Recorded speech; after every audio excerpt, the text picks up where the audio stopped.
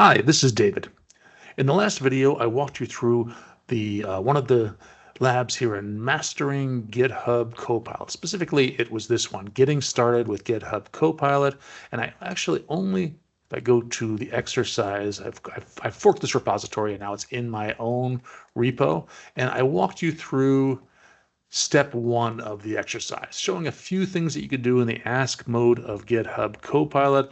I did the exercises in a virtual environment called GitHub Code Spaces.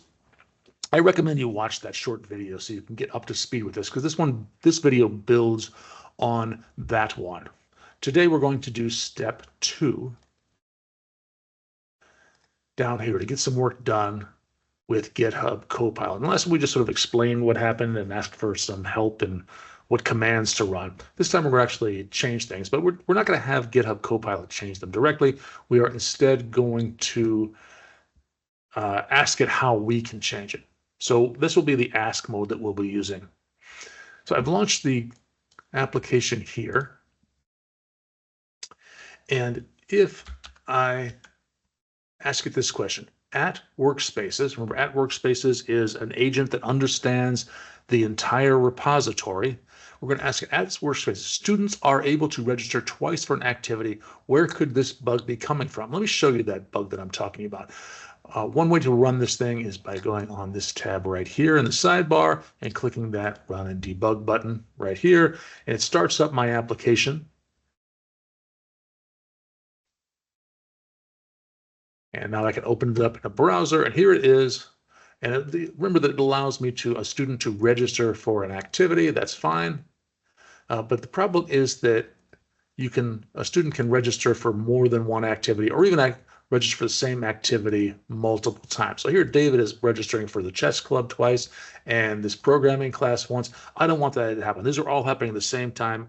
Once a student is registered for an activity, I don't want them to register again for the same or another activity. That's what I'm asking for. So let's go back to here. I'll stop this application right here. And I'll ask this question. So go back into chat, view chat right here. I'm in ask mode, paste it in, and I'll ask it. And that workspace is going to look through the entire repository, all 24 files, and it tells me, okay, this bug is coming from the sign up for activity function in app.py. So in this file, there's a function called sign up for activity, and it describes what that activity does, and it recommends a fix for it. Add a check to ensure that the email is not already in this activity passports array, in this dictionary object right here. So let me click on this right there, and that opens up app.py right here. And I can scroll down to the sign up for activity function, which is right there. There's the sign up for activity function. It takes in an activity name and an email. Both of them are strings, and it does some validation. It validates to say, okay, make sure that the activity you're signing for actually exists. So if the activity name is not in this list, then that's a problem. And then it adds if it'll raise an exception, so it won't go on from there, and then it'll add this new activity to the list and append the email to it and return a nice message that you can display. That's it. But that's not enough. We want to have a validation before that that says if just checks to see whether or not the user has signed up for an activity. And one way to do that is adding a comment. I probably shouldn't put it there. I want to put it here. So right in line, one way to get GitHub Copilot to do things is just add a comment to say something like validate student is not already signed up. It actually completed it for me.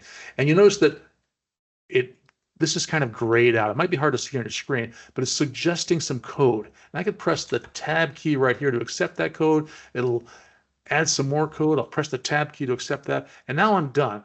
This is what's going to happen. It'll check to look through all of the activities and see, is that email in the activity? And if it is, that means the student has already signed up for an activity. It'll raise an exception and it won't go any further.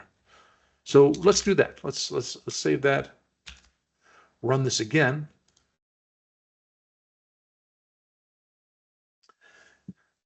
And launch this application. in a browser right there and see if that fixed the bug. So here's David, sign him up for chess club. Yeah, that's fine. David, sign up again for chess club. No, can't do that. Student already signed up for an activity. Raise the exception and show it right here. Same thing if I say David, sign up for another activity.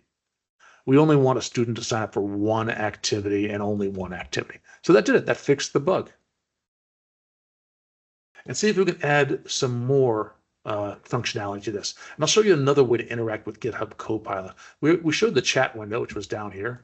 Again, view, chat, and that's great.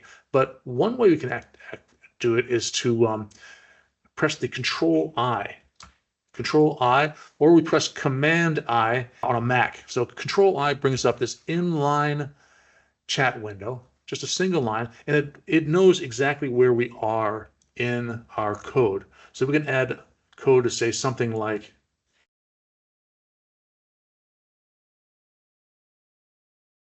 add 2 more sports-related activities, 2 more artistic activities, and 2 more intellectual activities.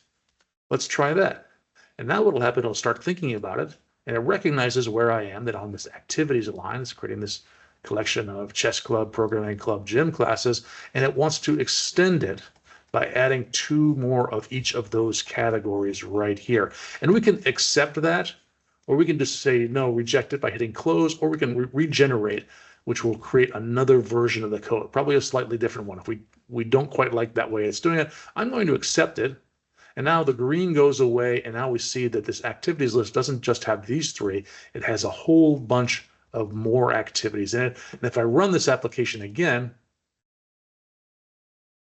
then we should see that reflected both in the cards that are off to the side and in the drop-down list, because that's where we're showing our activities. Let's see if it worked.